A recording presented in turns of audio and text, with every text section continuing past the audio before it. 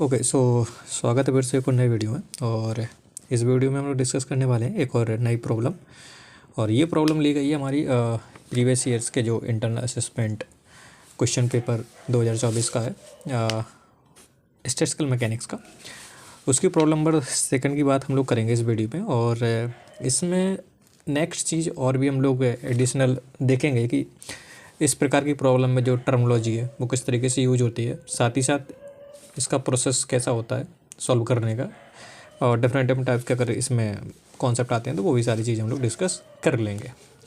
तो before going to start मैं आपको बता दूं कि मैंने आपको बोला था कि जब स्टैटिस्टिकल मैकेनिक्स हम लोग पढ़ते हैं तो उसके पहले हमको थर्मोडायनामिक्स के बारे में भी थोड़ा बहुत पता होना चाहिए, और साथ ही साथ हमको जो मैथमेटिकल फिजिक्स में यूज होने वाला कॉन्सेप्ट है लाइक प्रोबेबिलिटी, उस तरीके के भी कॉन्सेप्ट हमको पहले से आना चाहिए।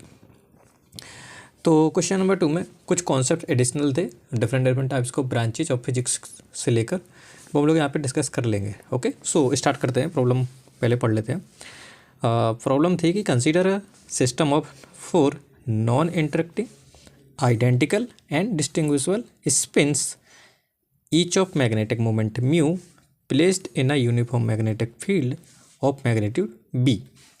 Each spin can either point parallel to the magnetic field, thus having energy minus mu b, or in the opposite direction, thus having energy plus mu b. Okay तो उन्होंने क्वेश्चन में पूछा गया कि what are the possible values of the total energy E of the system.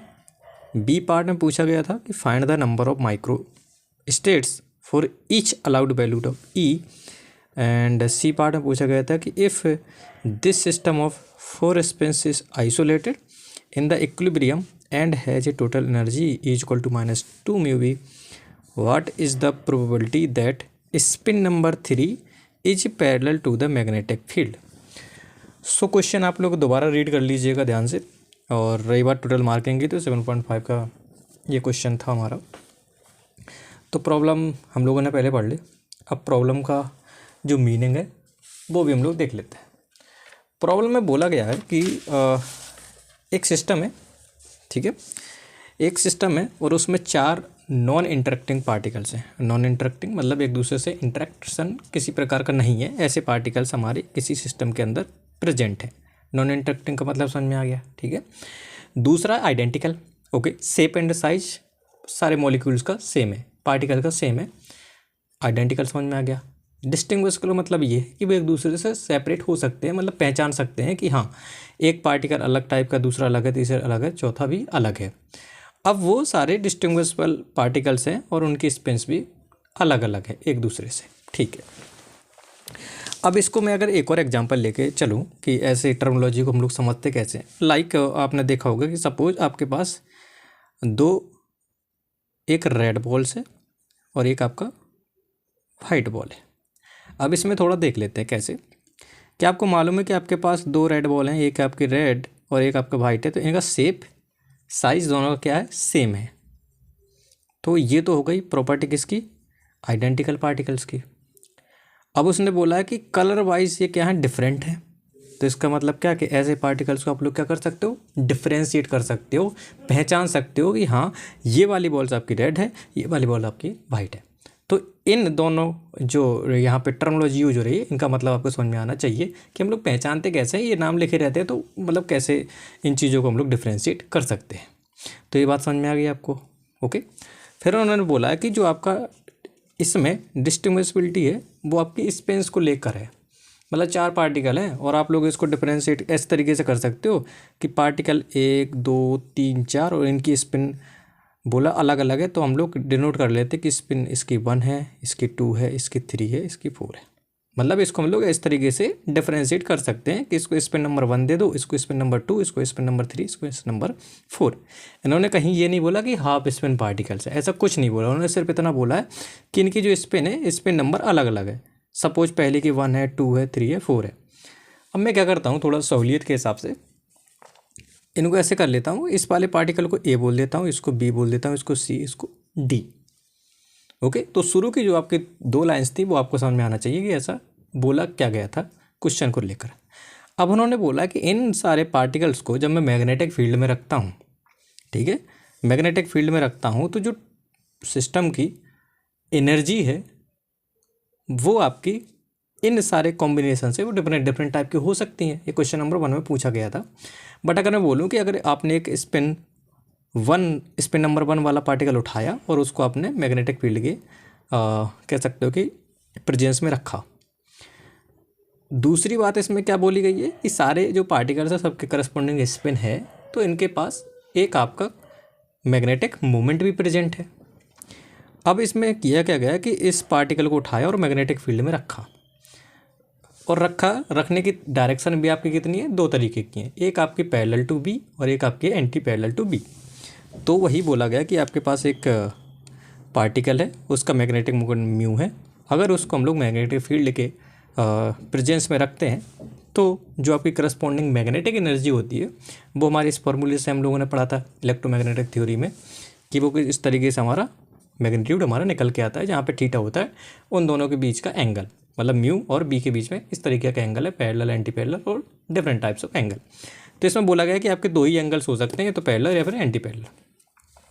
अब question में ध्यान से पढ़िएगा, इसमें थोड़ा सा हम लोग जैसे हैबिट होती है ना कि हम लोग पैरेलल को पॉजिटिव मान लेते हैं और एंटी पैरेलल को नेगेटिव मान लेते हैं। बट इस क्वेश्चन में थोड़ा सा ट्विस्ट कर दिया गया कि इसने बोला कि जब मैग्नेटिक फील्ड के पैरेलल होगा तो एनर्जी कितनी होनी चाहिए, माइनस म्यू बी, और अपोजिट अगर होती है तो इसकी एनर्जी होनी चाहिए plus mu B. I am तो सॉरी फॉर दैट, ट्विस्ट नहीं है, मैं थोड़ा सा यहाँ पर रॉन्ग था, क्या था यहाँ पे माइनस साइन आता है, सॉरी। सो अब हमारा क्लियर हो जाएगा कॉन्सेप्ट, यहाँ पर थोड़ा करेक्ट कर लीजिएगा, ठीक है।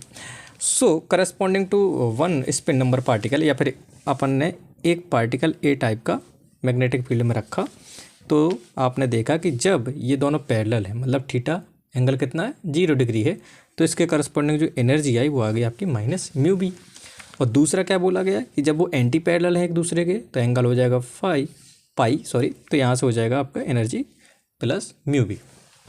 तो अब आप लोग चाहे ए वाले पार्टिकल को उठाइए, 2 वाले पार्टिकल को उठाइए, सेकंड स्पिन नंबर 3 वाले को उठाइए या फिर स्पिन नंबर 4 वाले को उठाइएगा, उनके करस्पॉन्डिंग जो आपकी एनर्जी आएगी वो आपकी ये और ये मिल सकती है। मतलब एनर्जी कितनी वैल्यू मिल सकती है, सिर्फ और सिर्फ 2 एनर्जी की वैल्यूज़ मिल सकती हैं। तो इसलिए इस टाइप के सिस्टम को हम लोग बोलते हैं 2 एनर्जी स्टेट सिस्टम।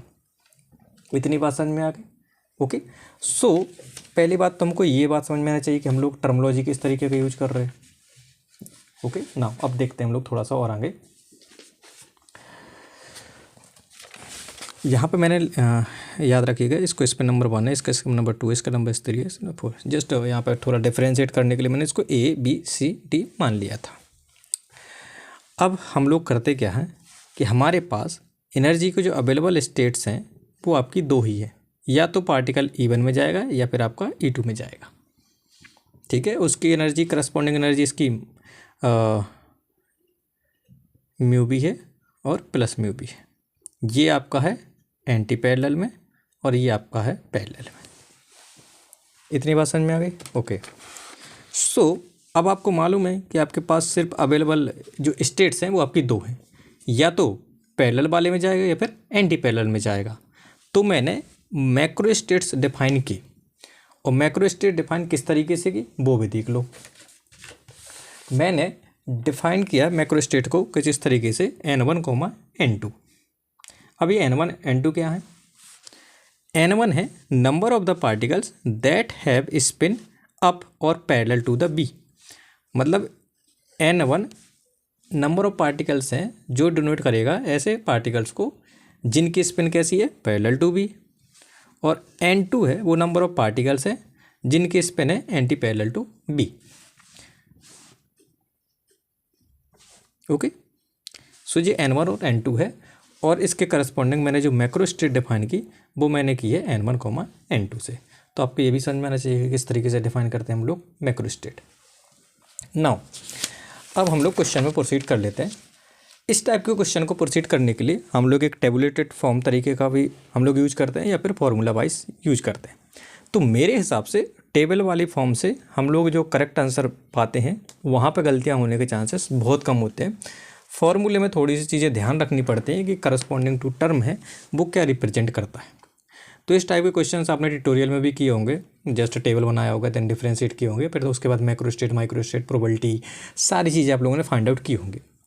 तो जब भी ऐसी बात आए तो उसके लिए क्या है, इसको ट्रिक समझो या फिर कॉन्सेप्ट समझो कि सबसे पहले करना क्या है, क्वेश्चन में पहले पढ़ लेना है, फिर आपको डिसाइड करना है कि ये जो क्वेश्चन है वो एनर्जी की कितनी स्टेट्स के लिए डिफाइन है।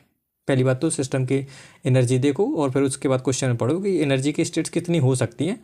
तो जितनी एनर्जी स्टेट्स हो सकती हैं उसके करस्पॉन्डिंग आपको मैक्रो स्टेट डिफाइन कर लेनी है। कैसे? n1, n2। ठीक है, इसमें आपके दो ही हो सकते हैं तो n1, n2 हो गया। नाउ अब आपको करना, कॉलम बनाना है। मैक्रो स्टेट्स आपने डिफाइन कर लिया n1, n2 से। अब आपको देखना है कि इसके करस्पॉन्डिंग डिस्ट्रीब्यूशन कैसे हो सकता है पार्टिकल का। तो आप स्टेट के लिए आपने ये वाला कॉलम चूज कर लिया, फिर डाउन स्टेट के लिए। अब फिर एक कॉलम आपके लिए होना चाहिए एनर्जी के लिए, कि अगर इस पर्टिकुलर मैक्रो स्टेट्स में है आपके पार्टिकल्स तो उसको आपके जो सिस्टम की एनर्जी है वो कितनी होगी। तो उसके लिए कॉलम बना लिया EI। एक नेक्स्ट कॉलम भी बना लीजिएगा, ये रिप्रेजेंट करेगा नंबर ऑफ माइक्रो स्टेट्स को, कि इस पर्टिकुलर मैक्रो स्टेट के करस्पॉन्डिंग आपके कितने नंबर ऑफ माइक्रो स्टेट्स यहाँ पर हैं।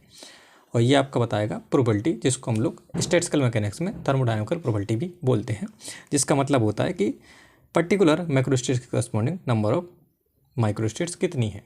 तो ये आपका हो जाएगा प्रोबेबिलिटी। आपको इतने कॉलम्स बना लेने हैं, देन इसके बाद डिस्ट्रीब्यूशन कर देना। देख लेते हैं बहुत आसान तरीके से। n1 क्या था कि जब आपका पार्टिकल्स कहते हैं पैरेलल हैं, और n2 क्या है, पार्टिकल्स एंटी पैरेलल है। तो मैंने केस लिया 4,0 जिसमें पैरेलल है, मतलब यहाँ पे अप वाले सारे अप साइड है, या फिर कह सकते हो कि जिसमें आपका मैग्नेटिक फील्ड के पैरेलल है। तो ये हो सकता है 4,0 का मतलब क्या है कि अप जो सारे पार्टिकल्स हैं वो जाएंगे अप स्टेट में। तो मैंने ABCD चारों कहाँ रखे, अप स्टेट में। डाउन स्टेट में आपका 0 है। और आपको मालूम है जब पैरेलल वाला कॉन्सेप्ट था तो वहाँ पे एनर्जी एक पार्टिकल के लिए कितनी थी, -μB। अब 4 पार्टिकल थे अप स्टेट में तो कितने हो जाएंगे, -4μB। ओके, और अब आप लोग देख सकते हो कि इस तरीके का मतलब एनर्जी -4μB किस अरेंजमेंट से मिल रहा, वो मिल रहा 4,0। और तो मतलब पॉसिबिलिटी है नहीं है जिससे हमारी एनर्जी कितनी आ जाए, -4μB। तो आपका इस तरीके की सिर्फ एक ही स्टेट डिफाइन है, तो इसलिए यहाँ पे नंबर ऑफ माइक्रो स्टेट कितनी हो जाएगी, 1 हो जाएगी। ओके, पहले आप लोग यहाँ तक आप लोग कॉलम फिल कीजिएगा, ये प्रोबेबिलिटी वाला पार्ट बात का है। अब हमारा हो गया 4,0 वाला पार्ट कंप्लीट हो गया। अब हम लोग करते हैं कि 3 पार्टिकल हमारे अप स्टेट में, 1 पार्टिकल हमारा डाउन स्टेट में है। तो मैंने अरेंजमेंट बनाया, क्योंकि ये पार्टिकल डिस्टिंग्विशबल है, मतलब अलग अलग पार्टिकल्स हैं, स्पिन्स इसके अलग अलग हैं। तो मैं इनका अरेंजमेंट देख लेता हूँ कैसे, कि पहले ABC यहाँ पर रखा, एक पार्टिकल हमारा D वाला यहाँ चला गया। अब क्या करता हूँ, C वाला यहाँ रखता हूँ, 3 पार्टिकल्स यहाँ हो गए। B वाला यहाँ आया, 3 पार्टिकल्स यहाँ हो गए। A वाला पार्टिकल डाउन स्टेट में आया तो 3 बाकी के यहाँ पे गए। तो जब इस तरीके का मैंने अरेंजमेंट किया तो इसके करस्पॉन्डिंग जब आप लोग सिस्टम की एनर्जी निकालोगे तो एक के लिए थी -μB, यहाँ पे अब वाले में -μB। 3 है तो कितने हो जाएंगे, -3μB, -3μB। और यहाँ पे कितनी डाउन में है तो +μB। सिस्टम की टोटल कितनी बनी, दिस प्लस दिस।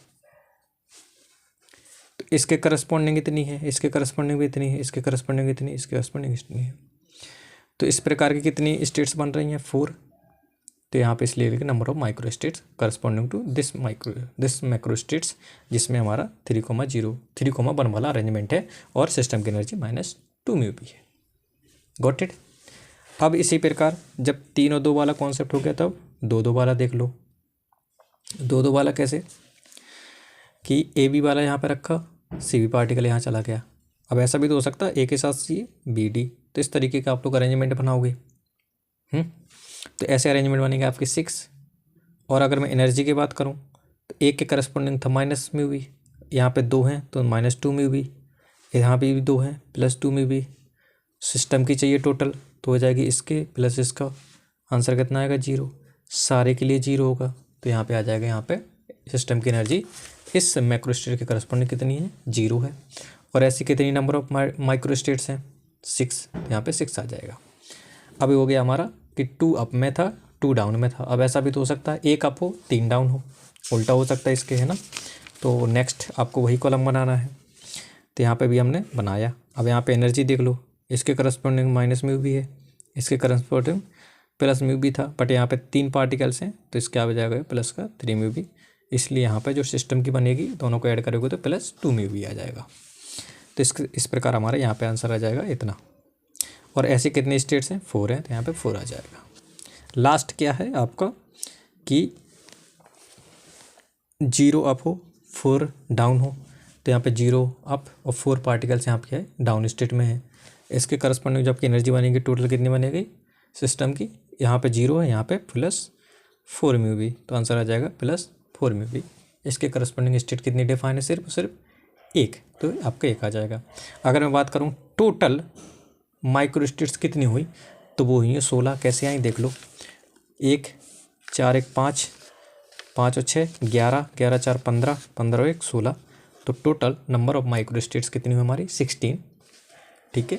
अब नाउ थर्मोडायनेमिकल प्रोबेबिलिटी, या फिर बोल सकते हैं probability corresponding to particular micro states.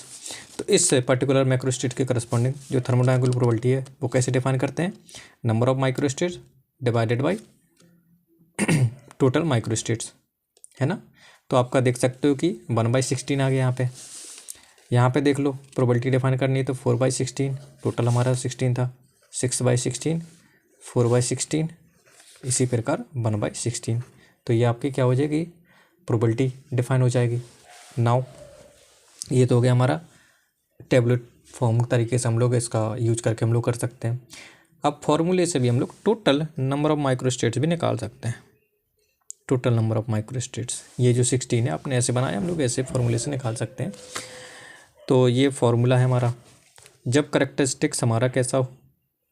MB statics हो। अब यहाँ पे एमबी क्यों लगाया? मैक्सवेल बोल्ट्जमैन इसलिए लगाया क्योंकि यहाँ पे जो पार्टिकल है वो कैसे हैं? डिस्टिंग्विशेबल, इसलिए यहाँ पे कैसा है? एमबी। अगर यही चीज़ वोजॉन के लिए होता तो कौन सी होती? B statics. फर्मी-डिराक स्टैटिक्स भी आ सकता है ना, क्योंकि आपके पास 3 स्टैटिक्स हैं, स्टैटिस्टिक्स। ठीक है, तो इनके तीनों के लिए अलग अलग फॉर्मूलेज भी हैं। अगर आपने पहले कभी पढ़ा होगा तो ये आपको ग्रेजुएशन में मिल जाएंगे। और रही बात, अगर आपको मैं रिकॉल करा दूं तो ये तो हो जाएगा आपका किसके? मैक्सवेल के करस्पॉन्डिंग, बोल्ट्जमैन के करस्पॉन्डिंग ये होता है, और ये आपका फर्मी-डिराक स्टैटिक्स के करस्पॉन्डिंग फार्मूला है। तो ये डिपेंड करता है आपको फार्मूले वाइज करना है या फिर इस तरीके से करना। मेरे हिसाब से टैबलेट फॉर्म में करोगे तो गलतियाँ होने के कम चांसेस हैं, बट आपको फार्मूला भी याद होना चाहिए। ये है हमारी total number of micro states निकालने का फार्मूला। नाउ जब हमने ये अरेंजमेंट कर लिया तो अब लोगों को बात कर लेते हैं क्वेश्चंस की। अब ये अगर ये टेबल हमारी बन गई तो हमारे ये तीनों क्वेश्चंस बहुत आसानी से हो जाएंगे। कैसे देख लो, क्वेश्चन में बोला गया what are the possible values of the total energy E of the system. मतलब सिस्टम की जो एनर्जी है, टोटल एनर्जी की वैल्यूज़ कौन कौन सी पॉसिबल है? पॉसिबल वैल्यूज़, तो आप लोग एनर्जी वाले कॉलम में जाइएगा। तो सिस्टम की एनर्जी यहाँ से डिफाइन की थी हमने टोटल। तो एक वैल्यू हमारी ये हो सकती है -4 म्यू भी, -2 म्यू भी, 0 +2 म्यू भी और +4 म्यू भी। तो पहले का आंसर कितना हो जाएगा आपका? इस तरीके से लिख सकते हो पहले का आंसर कि possible values of total energy of the system कौन कौन सी होती है? This this this this this, है ना। 5 हमारी वैल्यूज हो सकती हैं। वो हमारी कितनी? Plus plus 0 minus minus. Now question number दूसरा पढ़ लो। क्वेश्चन नंबर दूसरे में क्या बोला? Find the number of the micro states for each allowed values of E. मतलब आपने जो 5 टाइप की वैल्यूज निकाली एनर्जी के, इसके करस्पॉन्ड आपको माइक्रो स्टेट्स भी बता दो कितनी है। तो ये भी हम लोग टेबल से देख सकते हो। जब हम लोग -4 म्यू के करस्पॉन्डिंग देखा तो कितनी है हमारी? 1 माइक्रो स्टेट्स है। -2 म्यू के करस्पॉन्डिंग 4 है, 0 करस्पॉन्डिंग 6 है, +2 म्यू के करस्पॉन्डिंग 4 है, +4 म्यू के करस्पॉन्डिंग 1 है। ठीक है, ये हमारा दूसरा हमारा हो गया। क्वेश्चन नंबर तीसरा ढंग से पढ़ लिएगा, कॉन्सेप्ट जरूरी है समझना इस तरीके का। क्वेश्चन बोला गया कि if this system of the 4 spin is isolated in equilibrium and has a total energy is equal to -2 mu भी।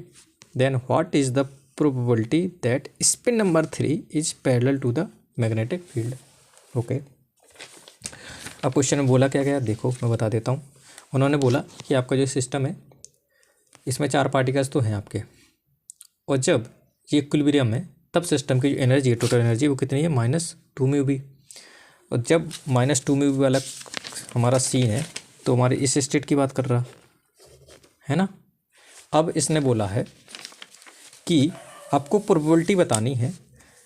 प्रोबेबिलिटी किसकी बतानी है कि स्पिन नंबर 3, जो हम लोगों ने स्पिन 1 2 3 4 ऐसे डिफाइन किया था, जिसको मैंने ABCD, उसने बोला spin number 3 is parallel to the magnetic field. मतलब जो C नंबर वाला है वो मैग्नेटिक फील्ड के पैरेलल रहे, इस तरीके की प्रोबेबिलिटी आप लोग बताइएगा इस पर्टिकुलर स्टेट को लेकर, या फिर जिसकी एनर्जी -2 म्यू बी है। कोई बात नहीं, देख लो। जब हम लोग -2 म्यू बी की बात कर रहे थे तो हमारे पास केस इस तरीके के बने थे। तो हम लोग ऐसे भी देख सकते हैं, कैसे कि आपके 3 पार्टिकल्स हमारे डाउन स्टेट में, एक हमारा अप में है, तो इसकी एनर्जी कितनी आ गई -2 म्यू बी। इसी प्रकार ये वाला, ये वाला, ये वाला, आई थिंक -2 म्यू बी। तो इसका मतलब क्या है कि 3 आपके होना चाहिए अप में और 1 होना चाहिए डाउन में, और अप वाले के करस्पॉन्डिंग थे हमारे -म्यू बी और डाउन के करस्पॉन्डिंग थे +म्यू बी। ठीक है, सो यहाँ से हम लोग देख सकते हैं कि ये वाला कॉन्सेप्ट बना। अब यहाँ पे बोला गया कि स्पिन नंबर 3 ABCD, इसको स्पिन नंबर 1 बोल दो, इसको नंबर 2, इसको नंबर 3, इसको नंबर 4। तो C वाला जो है वो B के पैरेलल में। तो ऐसे कौन कौन से केस हो सकते हैं? तो 1 केस, 2 केस, 3 केस, मतलब टोटल 4 में से 3 केसेस ऐसे हैं जिसमें हमारा C वाला पार्टिकल वो B के पैरेलल में है।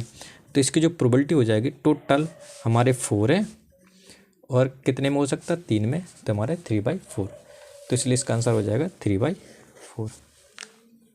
ठीक है, तो ये हमारा आंसर हो जाएगा।